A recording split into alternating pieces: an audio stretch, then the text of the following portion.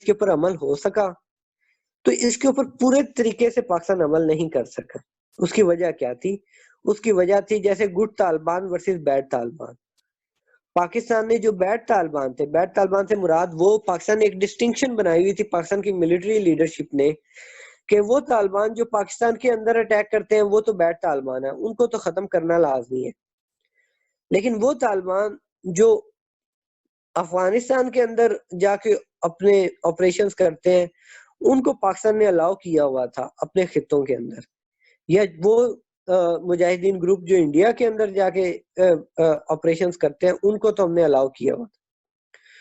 تو اس سٹیپ کے اوپر ہم پورے طریقے سے عمل اس لیے نہیں کر سکے کہ ہم نے وہ پالیسی اپنی جاری رکھی. ہم نے جاری رکھا کہ ہم گڈ طالبان اور بیڈ طالبان کی ڈسٹنکشن ہم نے جاری رکھی. وہ لوگ جو پاکستان کے اوپر اٹیک کرتے تھے ان کے خلاف تو ہم نے آپریشن کیا اور ان کو ختم کر دیا 90%. لیکن وہ لوگ جو دوسرے ملکوں کے اوپر جا کے اٹیک کرتے تھے جیسے انڈیا یا افغانستان میں، ان کو ہم نے الاؤ کیا. اس کا نقصان کیا ہوا آگے چل کر کہ پاکستان کی ملٹری لیڈرشپ اور سویلین لیڈرشپ کے اندر ایک اختلاف پیدا ہوا. پاکستان کی سویلین لیڈرشپ چاہتی تھی، چونکہ اس وقت نواز شریف کی حکومت تھی، تو وہ چاہتی تھی کہ تمام کے تمام ایسے گروپس کا خاتمہ کیا جائے، تمام کے تمام ایسے گروپس کے خلاف آپریشن کیا جائے.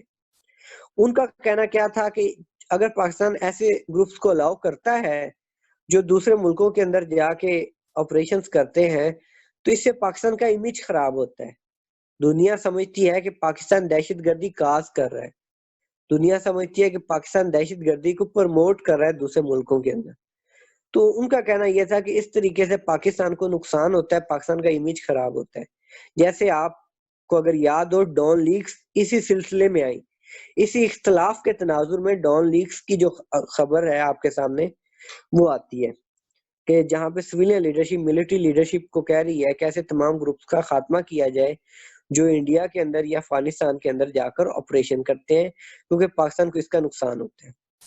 لیکن ملٹری لیڈرشپ چونکہ پاکستان کی سیکورٹی پالیسی کو پاکستان کی ملٹری لیڈرشپ کنٹرول کرتی ہے، تو انہوں نے کہا کہ انہوں نے اس پالیسی کو جاری رکھا اور اس کا پھر نقصان یہی ہوا کہ آگے چل کے ہم دیکھیں گے اس وقت کرنٹلی جیسے پاکستان کے اوپر کچھ پابندیاں لگی ہوئی ہیں. FATF financial action task force کے تحت پاکستان کو گرے لسٹ میں ڈالا ہوا ہے.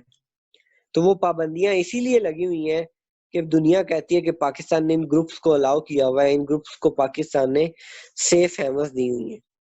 ایک تو نقصان یہ ہوا کہ پاکستان کا امیج خراب ہو رہا ہے اگر چونکہ پاکستان نے اس پوائنٹ کے اوپر پورے طریقے سے عمل نہیں کر سکا. دوسرا پاکستان کو کیا نقصان ہوا کہ پاکستان کی جب یہ فرکشن سٹارٹ ہوئی سویلین لیڈرشپ اور ملٹری لیڈرشپ کے درمیان، تو پاکستان کی جو سویلین لیڈرشپ تھی یا جمہوریت تھی وہ کمزور ہونا شروع ہو گئی. پھر پاکستان کی سویلین جو لیڈرشپ تھی اس کے خلاف سازشیں سٹارٹ ہو گئی، پاناما کا اسکینڈل آ گیا، وہ پھر سارے کے سارے کیسز آ گئے، اور پھر ان دی اینڈ ہوا کیا کہ پاکستان کی وزیر اعظم کو اپنے گھر جانا پڑا. ٹھیک ہے، اسی فرکشن کا نتیجہ تھا کہ پاکستان کی جو جمہوری حکومت تھی وہ کمزور سے کمزور تر ہو گئی، اور ایون کہ پریزنٹلی بھی پاکستان کی جمہوری جو حکومت ہے وہ بہت کمزور ہے. اس کو چھوٹے سے چھوٹا فیصلہ کرنے کے لیے بھی پاکستان کی ملٹری لیڈرشپ سے مشورہ لینا پڑتا ہے، یا اگر میں زیادہ سخت الفاظ استعمال کروں تو پاکستان کی ملٹری لیڈرشپ سے اجازت لینی پڑتی ہے. تو چونکہ ہم اس پوائنٹ کے اوپر پراپرلی عمل نہیں کر سکے تو اس کا نقصان ملک کو بھی ہوا، انٹرنلی بھی ہوا، اور ایکسٹرنلی بھی اس کا نقصان ہمیں ہوا. تو یہ تو تھا یہ پوائنٹ. اس سے آگے ہم اگلے پوائنٹ کی طرف چلتے ہیں، اسٹرینتھننگ آف نیکٹا. چوتھا پوائنٹ، یہ پوائنٹ بڑا سمپل ہے آپ کے سامنے. نیکٹا سے مراد ہے نیشنل کاؤنٹر ٹیررزم ایجنسی. یہ پاکستان میں بہت پہلے سے موجود تھی. نیشنل ایکشن پلان میں ہم نے ڈیسائیڈ کیا کہ ہم اس کو اسٹرینتھن کریں گے. اسٹرینتھننگ سے مراد کیا کہ اس کی ہم کیپیبلٹیز کو بڑھائیں گے، اس کا ہم بجٹ بڑھائیں گے، اس کے جو لوگ ہیں جو اس کے اندر کام کرتے ہیں ان کی ٹریننگ کو بڑھائیں گے، ان کی ٹریننگ کو امپروو کریں گے. یہ اسٹرینتھننگ سے مراد ہے کہ نیشنل کاؤنٹر ٹیررزم ایجنسی جو ہے اس کو ہم زیادہ سے زیادہ مضبوط کریں گے، زیادہ سے زیادہ اس کو ریفارم کریں گے، زیادہ سے زیادہ اس کو آرگنائز کریں گے، تاکہ یہ پاکستان کی پریمیم ایجنسی بن جائے پورے ملک کے اندر دہشت گردی سے نمٹنے کے لیے، انٹیلیجنس بھی گیدر کر رہی ہو، فوری طور پہ عمل بھی کر رہی ہو، ایکشن بھی لے رہی ہو ٹیررسٹ کے خلاف۔ تو یہ ایجنسی ہے نیشنل کاؤنٹر ٹیررزم ایجنسی، جس کا کام ہے ٹیررزم سے نمٹنا۔ تو نیشنل ایکشن پلان میں ہم نے اس کو مزید مضبوط کرنے کی یا اس کا مزید ایکٹیو رول کرنے کی ہم نے منظوری دی اور ہم نے ڈیسائیڈ کیا۔ تو ہم نے اس کے اوپر کام کیا، ہم نے نیکٹو کو ہی مضبوط کرنے کے لیے انٹیلیجنس ایجنسیز کو مضبوط کیا تاکہ وہ زیادہ سے زیادہ انٹیلیجنس پرووائڈ کر سکیں نیکٹا کو۔ اور پھر نیکٹا کو صرف ایک تو کام ہے نا ٹیررسٹ کو کنٹرول کرنا یا ٹیررسٹ کے خلاف آپریشن کرنا، ایک ہے کہ ٹیررسٹ کی فنڈنگ کو ختم کرنا۔ اس کے لیے بھی ہم نے نیکٹا کو، جو نیکٹا کے لوگ تھے یا نیکٹا کی، ہم نے ان کی ٹریننگ کی کہ وہ فنڈنگ کے خلاف بھی ایکشن لے سکیں۔ فنڈنگ ایک مین سورس ہے نا ٹیررزم کا، تو یہ بھی ہم نے ان کو نیکٹا کو اسٹرینتھن کرنے کی کوشش کی۔ اس کے لیے ہم نے کیا کیا کہ انلیگل ٹرانسفر آف کرنسی ہے یا انلیگل ٹرانسفر آف منی جو ہے، منی لانڈرنگ جو ہے، اس کے خلاف نیکٹا ایکشن لے سکے، کیونکہ جو ٹیررسٹ ہیں وہ عام چینلز کے تھرو، بینکس کے تھرو تو ایک دوسرے سے پیسہ نہیں لیں گے، وہ منی لانڈرنگ کے تھرو یا انلیگل ٹرانسفر کے تھرو پیسہ ان کو آ رہا ہوتا ہے۔ تو ہم نے نیکٹا کی ٹریننگ میں اضافہ کیا اور ان کو یہ سکل سیٹ دیا کہ وہ ان تمام جو فنڈنگ ہے اس کو بھی روک سکیں، جو ٹیررزم کی فنڈنگ ہے۔ اس میں ہم نے اس کا کرٹیسزم جو آیا وہ یہ آیا کہ آپ نے نیکٹا کو آن پیپر تو آپ نے ان کا بجٹ بھی بڑھانے کی بات کی، آپ نے ان کو نئے سے نیا ایک اچھا رول بھی دینے کی بات کی، لیکن آپ نے پھر وہی آپ نے غلطی کی کہ آپ پراپر طریقے سے اس کو ریفارم نہیں کر سکے۔ ہم پراپر طریقے سے ہم نیکٹا کو، نیشنل کاؤنٹر ٹیررزم ایجنسی جو ہے، اس کا رول جو ہے ہم اس کو ریسٹور نہیں کر سکے۔ اس کی وجہ کیا ہے؟ اس کی وجہ یہ ہے کہ ہماری انٹیلیجنس ایجنسیز کو یہ ڈر تھا کہ کہیں ان کا رول جو ہے وہ نیکٹا کے پاس نہ چلا جائے، کیونکہ اگر ایک کا رول دوسرے کے پاس چلا گیا تو بجٹ بھی دوسرے کے پاس چلا جائے گا، جو کہہ لیں کہ تعریف ہے، جو ریکگنیشن ہے، وہ بھی دوسرے کے پاس چلی جائے گی۔ تو یہ بھی وجہ بنی کہ پاکستان کی انٹیلیجنس ایجنسیز نے وہ رول جو ہے وہ پراپر طریقے سے ٹرانسفر ہونے میں مدد نہیں کی نیکٹا کو۔ تو وہ نیکٹا کو بھی ہم پراپر طریقے سے پھر اس کو ریسٹور نہ کر سکے، فعال نہ کر سکے، جس کا نقصان یہ ہوا کہ ہم اس جو پوائنٹ ہے اس کے اوپر بھی پراپر طریقے سے عمل نہ کر سکے۔ ہونا تو یہی چاہیے، پاکستان کے اندر کوئی بھی ٹیررزم سے ریلیٹڈ انفارمیشن ملتی ہے وہ نیکٹا کے پاس جائے، جو فنڈنگ سے ریلیٹڈ کوئی انفارمیشن ملتی ہے وہ نیکٹا کے پاس جائے، لیکن انفارچونیٹلی ہم اس پوائنٹ کے اوپر بھی پراپرلی عمل نہیں کر سکے۔ اس سے آگے پھر اگلے پوائنٹ کی طرف بڑھتے ہیں۔ یہ پوائنٹ اہم ہے پاکستان میں، یہ پوائنٹ بہت اہم ہے۔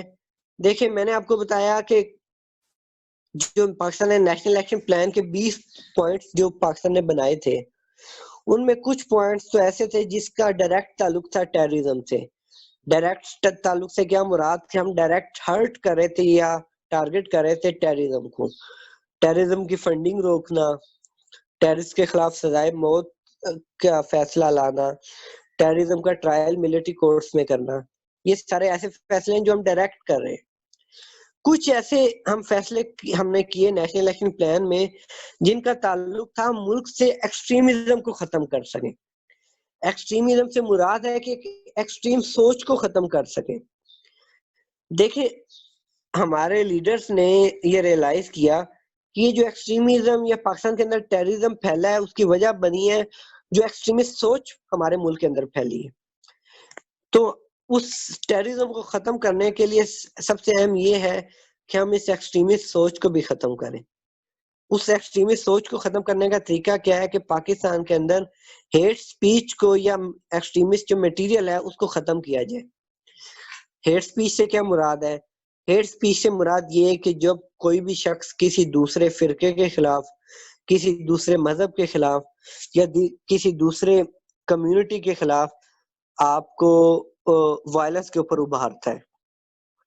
کہتا ہے کہ جی فار ایگزامپل کوئی مسلمانوں کا کوئی فرقہ ہے تو ہم اسے کہتے ہیں یہ کافر ہے تو ان کو قتل کر دینا چاہیے, یا کوئی غیر مسلم ہے تو کہتے ہیں جی یہ تو ان کو قتل کر دینا چاہیے, ان کا کوئی حق نہیں بنتا اس ملک میں رہنے کا. یہ ہیٹ سپیچ ہے. کسی دوسرے مذہب کی بنیاد پہ کسی کے خلاف کسی کو وائلنس کے اوپر ابھارنا, وہ کسی غیر مذہب کے خلاف بھی ہو سکتا ہے یا کسی اپنے مذہب کے فرقے کے خلاف بھی ہو سکتا ہے. اب یہ ہیٹ سپیچ سے مراد کیا ہوتی ہے کہ یہ پہلے مولویز جو تھے وہ انوالو تھے, خطبوں کے اندر بھی وہ ایسی باتیں کر جاتے تھے, سپیچز کے اندر بھی ایسی باتیں کر جاتے تھے. تو ہم نے یہ ڈیسائیڈ کیا کہ ہم کوئی بھی ایسی بات کرے گا تو ہم اس کے خلاف کیس چلائیں گے ہیٹ سپیچ سے ریلیٹڈ. ایک یہ فیصلہ ہوا. پھر ویڈیوز اویلیبل ہوتی تھی یوٹیوب کے اوپر, فیس بک کے اوپر, یا پھر کیسٹس اویلیبل ہوتی تھی, سی ڈیز اویلیبل ہوتی تھی. تو ہم نے یہ بھی کہ کوئی بھی اگر کوئی شخص شیئر بھی کرے گا, اگر آپ میں سے کوئی شخص شیئر بھی کرتا ہے نا ایسا ہیٹ سپیچ کا میٹیریل, تو اس کے خلاف بھی کیس ہو جائے گا. اور اس کی یہ تمام اقدامات کرنے کی وجہ کیا تھی؟ تاکہ ہم ملک کے اندر ایکسٹریمسٹ سوچ کو ختم کر سکیں. ہم ایک دوسرے مذہب سے ریلیٹڈ عزت, ایک دوسرے مذہب سے ریلیٹڈ محبت, ایک دوسرے مذہب سے ریلیٹڈ احترام کو جو ہے فروغ دے سکے, اور ان کے خلاف جو نفرت ہے, جو ایکسٹریمزم ہے, اس کو ختم کر سکے. تو اس کے اوپر ہم نے کوشش تو ہم نے کی اور کافی حد تک کوشش کی, لیکن پھر بھی کچھ ایسی جماعتیں تھیں جن کو ہم نے الاؤ کر دیا. جیسے میں نے آپ کے سامنے مثال رکھی ہے, لشکر جنگوی ایک ایسی جماعت ہے جو پاکستان کے اندر سیکٹیرین کنفلکٹ میں ملوث ہے, جنگ کے ایریا کے اندر. تو اب کیا ہوا, جب الیکشن آئے 2018 کے الیکشن آئے, تو پی ایم ایل این اور پی ٹی آئی دونوں جو بڑی پارٹی ہیں پنجاب کے اندر, ان دونوں کے لیڈرز نے لشکر جنگوی کے لیڈرز کے ساتھ رابطے کیے تاکہ جی ہمیں الیکشن میں آپ ہماری مدد کریں. اب یہ غلط بات ہے, یہ آپ ڈبل سٹینڈرڈز ہو گئے نا. آپ ایک طرف تو کہہ رہے ہو کہ جو بھی سیکٹیرین کنفلکٹ میں ملوث ہے جماعت, آپ اس سے قطع تعلق کر لو گے, اس کے میٹیریل کو سپریڈ نہیں کرو گے, اس کو فروغ نہیں دو گے. دوسری طرف آپ انہی کی لیڈرشپ کے پاس جا رہے ہو ووٹ مانگنے کے لیے, الیکشن میں سپورٹ کے لیے. تو یہ جو ڈبل سٹینڈرڈ ہے نا, اس کے اوپر بھی ہم پراپرلی, وہی آپ کو کہنے کا مطلب یہ ہے کہ ہم عمل نہ کر سکیں, کیونکہ ہماری جو پولیٹیکل مسئلتیں تھیں وہ سامنے آ گئیں, جو پولیٹیکل ہمیں ایڈوانٹیجز تھے وہ سامنے آ گئے نیشنل ایڈوانٹیج کی. پولیٹیکل جو ہمارے ایڈوانٹیج تھے یا پولیٹیکل بینیفٹس تھے, انہوں نے اوور پاور کر لیا ہمارے نیشنل بینیفٹس کو. تو یہ غلطی ہم نے یہاں پہ دوبارہ دہرائی اس میں. یہ بہت اچھا پوائنٹ ہے ہیٹ سپیچ کا, کہ کسی ہر شخص کے خلاف, جو بھی شخص کسی قسم کی نفرت پہ ابھارتا ہے کسی دوسرے مذہب کے خلاف یا فرقے کے خلاف, اس کے خلاف ایکشن لیا جائے. لیکن جب آپ انہی لوگوں کے ساتھ جا کے بیٹھتے ہو اور ان سے ووٹ مانگتے ہو, تو آپ ان کے خلاف پھر کیسے ایکشن لے سکتے ہو؟ How is it possible?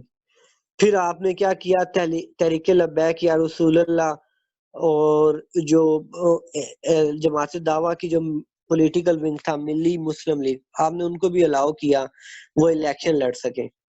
Tehreek Labbaik یا رسول اللہ جو دھرنا تھا فیض آباد کے اندر, آپ اس میں اگر اس دھرنے کو سن لیں تو اس میں وہ دوسرے جو فرقے ہیں ان کو بھی گالیاں دے رہے ہیں, جو پولیٹیکل لیڈرشپ ہے ان کو بھی گالیاں دے رہے ہیں, ان کے خلاف وائلنس پہ بھی ابھار رہے ہیں تحریک لبیک یا رسول اللہ کے جو لیڈر ہیں.